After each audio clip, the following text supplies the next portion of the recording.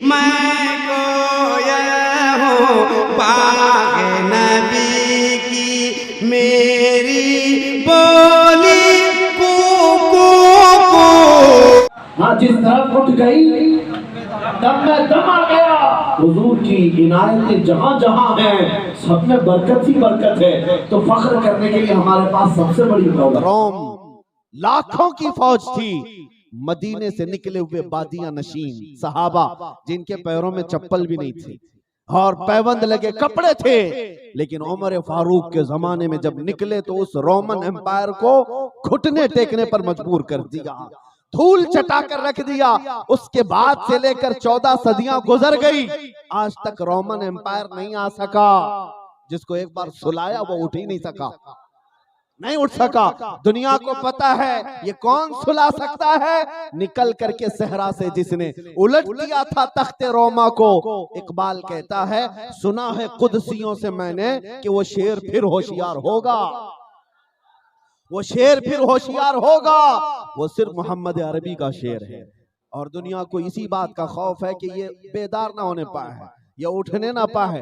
इनको नशा खूब दो, इनके अंदर तूफाने बदतमीजी लाकर रख दो, तुम्हारे हाथों में बला की बीमारियां लाकर रख दी गई। हमारे नौजवान आज इंटरनेट की तबाहकारियों में मुलव्विस, नशा सबसे ज्यादा इनके अंदर क्या क्या डाल दिया गया। लेकिन मैं आपको बताऊं, इस उम्मत मुस्तफा को तोड़ने के लिए दुनिया के सबसे बड़ी ताकतें पीछे लगी हैं, लेकिन कमाल है सब करके भी आज भी लब्बैक या रसूल अल्लाह जिंदा है, जिंदा है। गरीबों में नारे हैं, बच्चों में हैं, जवानों में हैं, इसलिए कि उन जालिमों को ये फलसफा शायद मालूम नहीं है। इस्लाम की फितरत में कुदरत ने वो लचक दी है, जितना ही दबाओगे उतना ही वो उभरेगा, जितना ही दबाओगे उतना ही वो उभरेगा। लेकिन आज तुम्हारी जिम्मेदारी ये नौजवानों, जमे रहो, डटे रहो, अपने दीन का सौदा हरगिज न करना, अपने ईमान का सौदा हरगिज न करना। चाहे हमारे जिस्म के टुकड़े हो जाएं, लेकिन अगर जान जानी है तो मेरे मौला के नाम पर जानी है, कलमा तैयबा के नाम पर जानी है, रसूल करीम सल्लल्लाहु अलैहि वसल्लम की मोहब्बत में जानी है। इस बात का अहद करके रहना और अपने बच्चों को भी यही सिखाओ। बच्चों की तरबियत इसी तरह, ये नहीं कि इधर से डंडा है तो इधर छुप जाना, उधर से डंडा है तो उधर छुप जाना, माल इधर दिख रहा है तो उधर भाग जाना। आज जैसे कई पार्टियों वाले यही कहते हैं कि मुसलमानों को वरगलाना आसान है, एक चॉकलेट पे मान लेते हैं, छोटी सी मांगे होती हैं, इनको इस पार्टी में भी रख दो, इस पार्टी में भी रख दो। बिके हुए लोगों को मैं नहीं मानता, बिके हुए लोगों को मैं नहीं तस्लीम करता। अजीजा ने गिरामी औकात, तुम्हारी हैसियत इतनी बुलंद हो, इतनी बुलंद हो कि तुम्हारी जूतियां भी दुनिया खरीद न सके, कोई तुम्हें तो दूर की बात तुम्हारी जूतियां ना खरीद सके।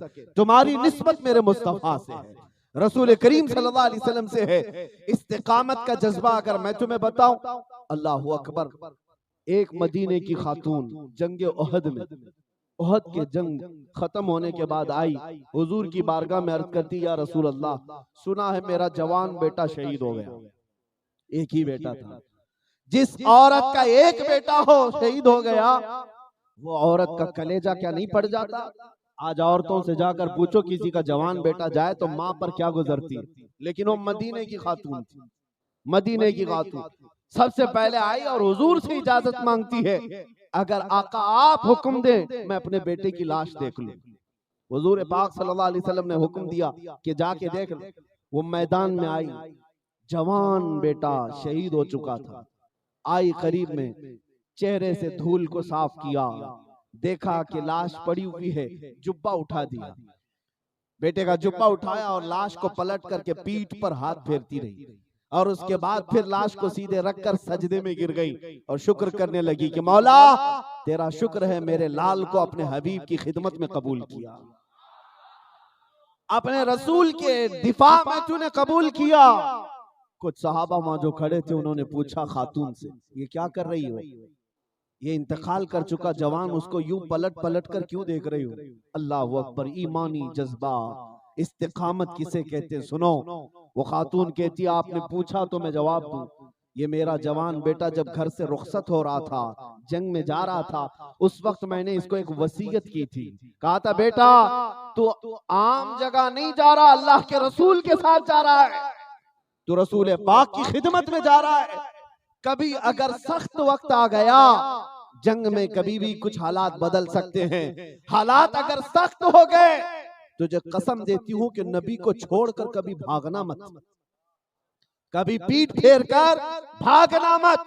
और माँ ये कहती है मैंने अपने बेटे को ये नसीहत की थी कि अगर भागते हुए पीठ से जख्म खा करके मरा तो मैं अपना दूध माफ नहीं करूंगी, मैं अपना दूध नहीं माफ करूंगी। ये मैंने अपने बेटे से कहा था। और फिर मुझे खबर मिली कि जंगे ओहद में हालात बहुत बिगड़ गए, कुफ्फार और मुशरिकीन गालिब आ गए, 70 सहाबा की जाने गई, हालात बहुत सख्त हो गए थे। तो ये खातून कहती मुझे बेचैनी थी कि कुफ्फार जब भारी हो गए और मुसलमानों को बहुत ज्यादा कत्ल किया है, मैं डरी डरी दौड़ती हुई आई कि कहीं मेरा लाल मैदान छोड़कर भागा तो नहीं। लेकिन किसी ने बीच में ही खबर दे दी कि नहीं, तेरा लाल शहीद हो गया। तब भी मुझे इत्मीनान नहीं था, अगर मेरा बेटा शहीद हो गया है कहीं भागते हुए मारा तो नहीं गया। मैं मैदान में आई, सबसे पहले अपने बेटे की लाश को देखकर मैंने जुब्बा जो उठाया उसकी पीठ पर मैंने हाथ फेर कर यही देखा कि कहीं इसे पीछे से किसी ने वार करके खत्म तो नहीं किया। जब मैंने देखा पीठ पे एक भी जख्म नहीं, मैंने देखा मेरा बेटा सारे जख्म सीने पर खाकर मरा, सीने पर सारे वार लिया है।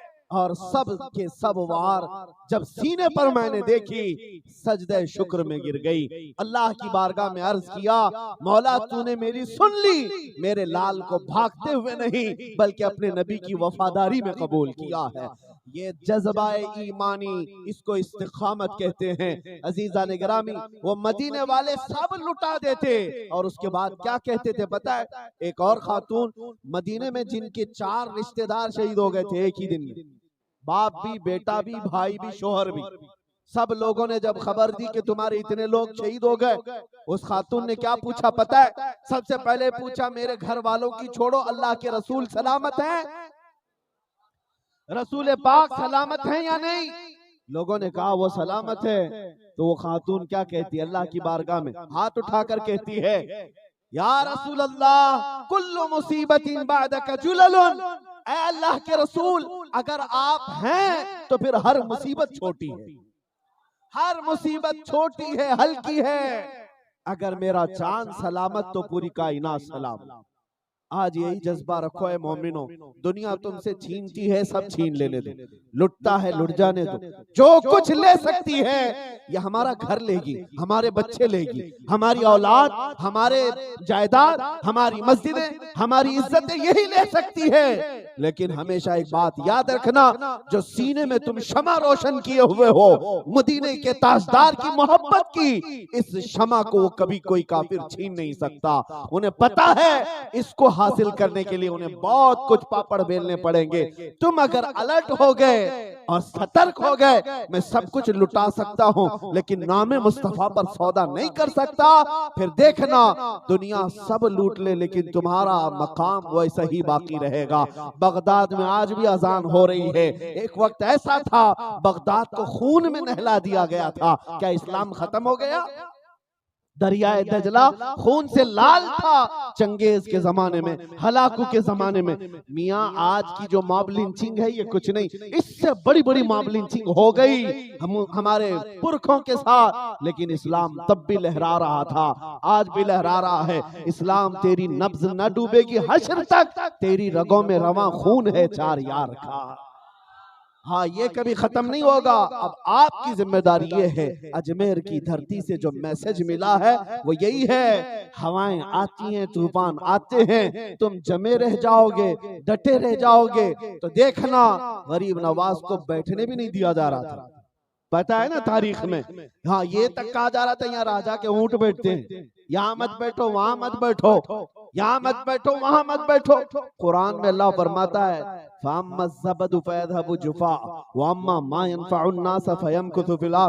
जो झाग है, कचरा है, वो उड़कर चला जाता है, जो अल्लाह की मखलूक को नफा देने वाला है वो जमीन में हमेशा बरकरार रहता है। 700 साल गुजर गए, 800 साल गुजर गए, उठाने वाले उठ गए। अजमेर की धरती में अभी भी राज चल रहा है मेरे गरीब नवाज का। आज भी वो दुर्वेश उसी जगह पर बैठा हुआ है, उसी जगह है। हिम्मत है तो उस गरीब नवाज को आज भी उठाकर दिखा दो, आज भी उठाकर दिखा दो। अजीजा ने गिरामी वकार, इस बात को समझ करके चलो कि अल्लाह का नाम लेकर जो जमा रहा, डटा रहा, अल्लाह उसके लिए मदद नाजिल करता है, मदद नाजिल करता है। और जिसके लिए फरिश्तों की मदद आ जाए फिर उसको कोई नहीं हिला सकता, उसको कोई हटा नहीं सकता। इस्तिकामत का यही जज्बा आपको पता है। कुछ लोगों को सुनना नहीं है, वॉलंटियर हजरात को, उनके लिए सब माफ है। आप अफरा तफरी ना करें। सबसे पहली जिम्मेदारी होती है वॉलंटियर हजरात की। हाँ, थोड़ी देर तवज्जो करें, मैं अपनी गुफ्तगू को खत्म कर देता हूं। बस दुरूद पाक पढ़ें। अल्लाहुम्मा सल्लि अला सय्यिदिना मुहम्मद व आलिहि व अस्हाबिहि व बारिक वसल्लिम सलातन दाइमतन सरमदन अबदा। हज़रत अबू बकर नाबुलसी एक बड़े बुजुर्ग हैं, सैयदना अबू बकर नाबुलसी। ये वो जमाना है जब हुकूमत भी ऐसों की आई थी जो जोर जबरदस्ती फतवे लेना चाहती थी, गुमराह मुअतज़िला की हुकूमत। हज़रत अबू बकर नाबुलसी एक ऐसे अहले हक उलमा में से थे कि उनको गिरफ्तार करके वक्त के बादशाह ने बुलाया और कहा हमारी हिमायत में फतवा दो नहीं तो मार दिया जाओगे। उन्होंने कहा ये शरीयत तुम्हारी न मेरी है, ये शरीयत में सिर्फ वही होगा जो मेरे मुस्तफ़ा ने फरमाया। जो नबी पाक की शरीयत है वही रहेगी। जो इस तरह का ऐलानन अलल ऐलान बात करता है वही आलिम रब्बानी, वही आलिम हक्कानी होता है। पता है आपको हुजूर पाक सल्लल्लाहु अलैहि वसल्लम की हदीस है, इन्ना अफ़ज़ल जिहादी कलिमतु हक़्क़िन इंद सुल्तानिल जाइर। सबसे बेहतरीन, सबसे अफजल जिहाद जालिम बादशाह के सामने हक बात कहना, हक बात का ऐलान करना, ये सबसे अफजल जिहाद है। हजरत अबू बकर नाबुलसी को सजा क्या दी गई थी पता है? बादशाह ने कहा कि इस मौलाना को ऐसी मत मारना। कसाईयों को बुलाया गया, कहा गया कि सीने से लेकर नीचे तक इनकी चमड़ी उतारो। चमड़ी उतारने का हुक्म दिया गया।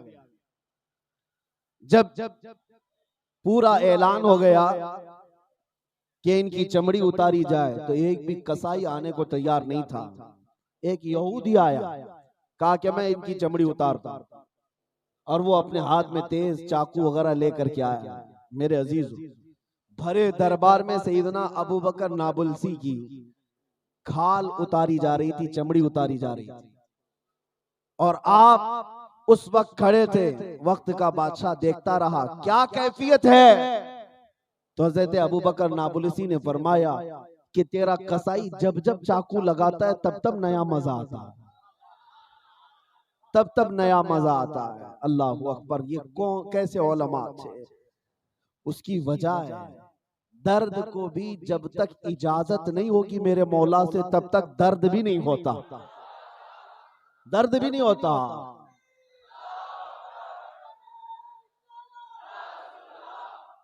मेरे अजीजों, इसी को तो आला हजरत ने फरमाया, जान है इश्क मुस्तफा रोज वजू करे खुदा, जिसको हो दर्द का मजा नाजे दवा उठाए क्यों। आशिकों का हाल ये है कि उनको दर्द में ही मजा है, दर्द में ही उल्फत मोहब्बत है, तो वो दवा क्यों करें। हजरत अबू बकर नाबुलसी की पूरी खाल उतारी गई। उस वक्त तक वो जमे रहे, डटे रहे, शरीयत मुस्तफा की पासदारी करते रहे। ऐलान वही रहा जो आपका पहले का था कि मेरे मुस्तफा करीम सल्लल्लाहु अलैहि वसल्लम ने जो फरमाया वही हक है। यहाँ तक के पूरे जिस्म को छील दिया गया, वहीं आपकी शहादत हो गई, आपका इंतकाल हो गया। लेकिन लोगों ने कहा इतना हंसता चेहरा हमने किसी का नहीं देखा था, इतना हंसता चेहरा हमने नहीं देखा था। आपको पता है आजादी के मौके पर 1857 से पहले की बात है, अल्लामा किफायत अली काफी रहमतुल्लाह अलैह को अंग्रेजों ने गिरफ्तार करके पूरे जिस्म में स्त्री फेरते थे। गरम स्त्री फेरते थे और जब चमड़ा जलता था तो उस पर नमक डालते थे। ये मुकम्मल 1 हफ्ते तक किफायत अली काफी रहमतुल्लाह अलैह के साथ किया गया। और बार बार अंग्रेज कहते कि छोड़ दो अपनी बातों को, आ जाओ हम अपनी सल्तनत में एक बड़ा ओहदा दे देंगे, तुम्हारा माहाना वजीफा जारी हो जाएगा। लेकिन अल्लामा किफायत अली काफी ये बिकने वालों में से नहीं थे। हाँ, माहाना मुशायरा और पाउंड में जीने वाले नहीं थे। ये वो लोग थे जिनका नारा था, जो जान मांगो तो जान दे दें, जो माल मांगो तो माल दे दें, मगर ये हमसे कभी ना होगा नबी का जाहो जलाल दे दे। वो कभी कंप्रोमाइज नहीं करते।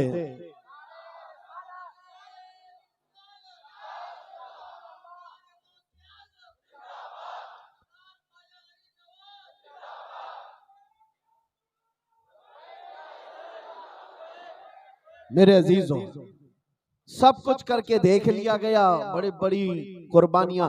मैं ये जो कुर्बानियां अपनी तकरीरों में गिनाता हूँ, ये कहानियां नहीं है, ये अपने जवानों को बताना है कि अगर कोई तुम्हें डराता है तो उससे कहो इससे बड़ी बड़ी तारीख में हमारे मौजूद है। हाँ, इससे बड़ी बड़ी चीजें मौजूद है। चंद दिनों पहले रमजान, पिछले रमजान के मौके पर कुछ हालात खराब थे, कुछ जालिम कुत्ते तलवार चाकू लेकर मस्जिदों के बाहर इधर उधर उछल कूद करके डरा रहे थे कि हमारे पास ये हथियार है, हमारे पास वो हथियार है। हमसे कई लोग कह रहे थे कि ये सब डरा रहे इधर उधर। मैंने सिर्फ इतना ही कहा, उनको हंस कर कह दो, उनको तलवारों से न डराओ जो कौम 1400 साल से करबला की दास्तान सुन रही है।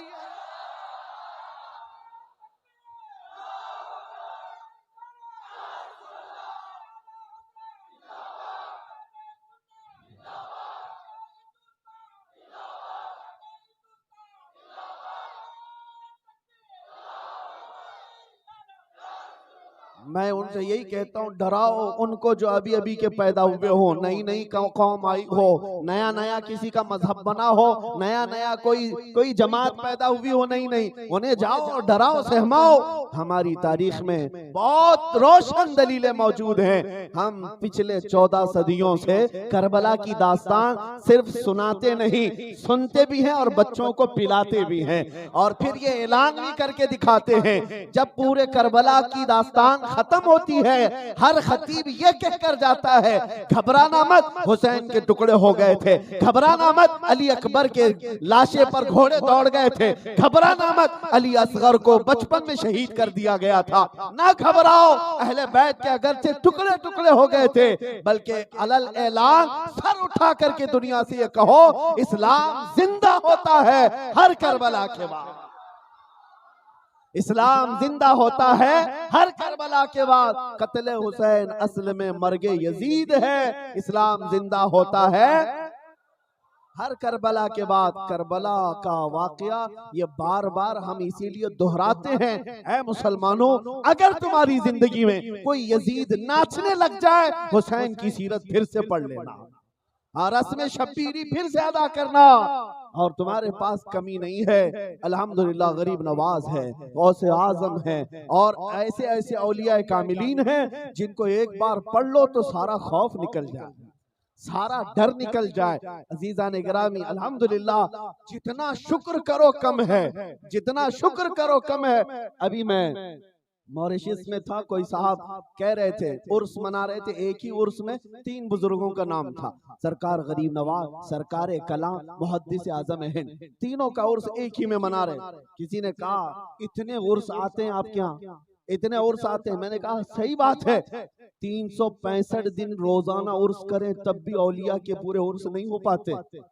कहा क्या इसी में रह जाएंगे? कहा ये तो छोड़ो, तुम अपना सोचो, इस जमात को इतने औलिया अल्लाह ने दिया, सबके उर्स नहीं मना पाते, तुम्हारे पास एक भी फूटी कोड़ी नहीं मिलती, कोई एक भी नहीं मिलता जिसको याद किया जाए। ये फख्र की बात नहीं है तो और क्या है सुन्नियों, तुम्हारी तारीख रोशन है रसूल पाक के गुलामों से। आला हजरत ने यही कहा है, तेरे गुलामों का नक्शे कदम है राह खुदा, वो क्या बहक सके जो ये चिराग लेके चले।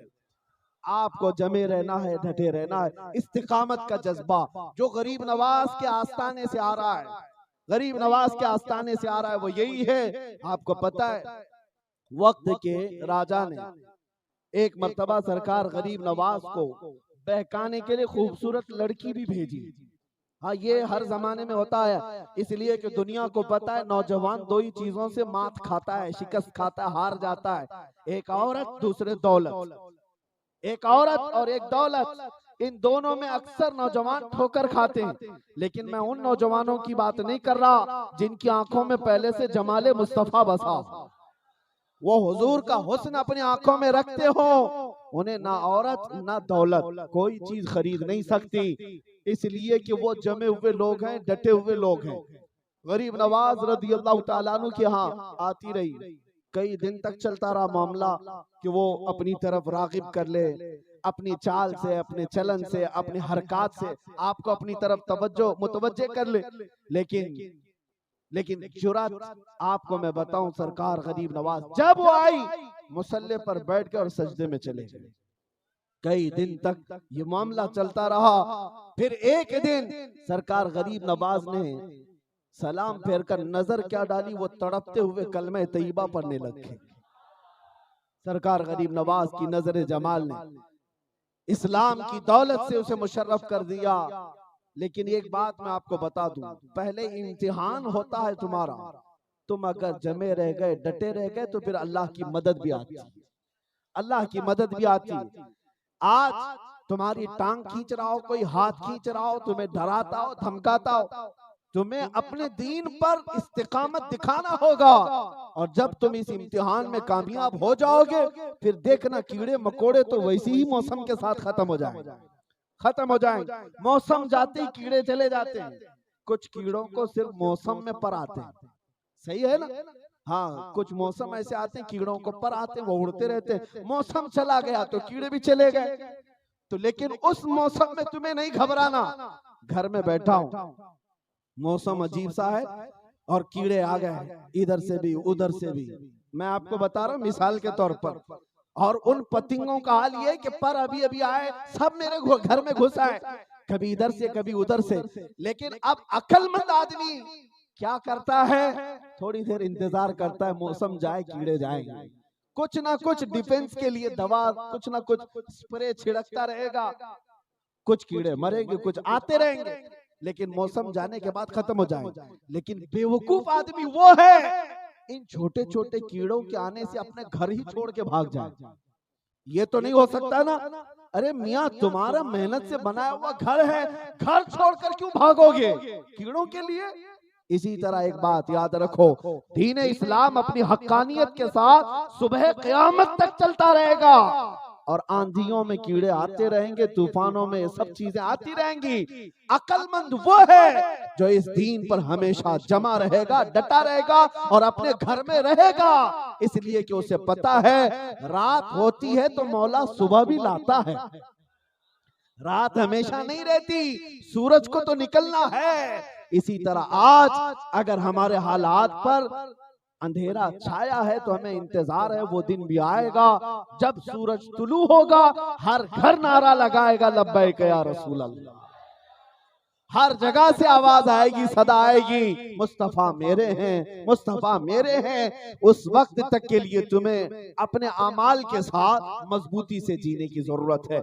अब आओ नमाजों की तरफ, मस्जिदों की तरफ, इन महाफिल की तरफ खूब तुम आबाद कर दो, खूब तुम आबाद करो। जितना तुम आबाद करोगे उतनी मजबूती बढ़ती जाएगी, उतनी मजबूती बढ़ती जाएगी। अपने बच्चों के इन कानों से ये एयरफोन हटाकर फेंक दो, जो सुबह से लेकर शाम तक गाने सुनते रहते, रात को सोते हुए भी गाने।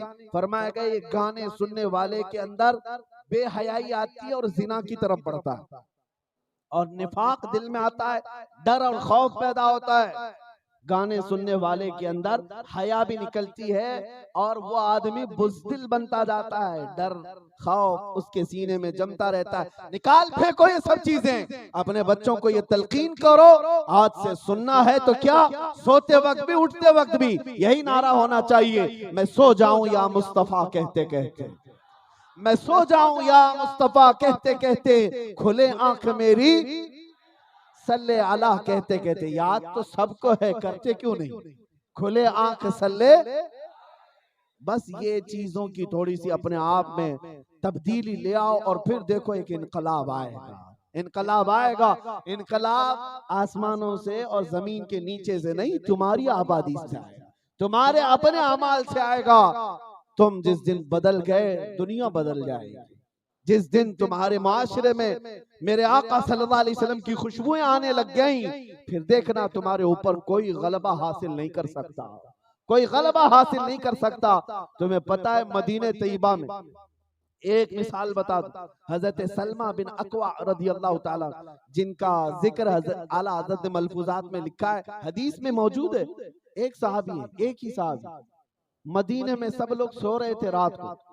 एक शख्स अब्दुर्रहमान नाम का कारा का रहने वाला काफिर था, दुश्मन रसूल था, 400 लोगों को लेकर आया। रात के वक्त मदीने में एक बागीचे को लूट लिया, पूरी खजूरें भर लिया और भागने लगा।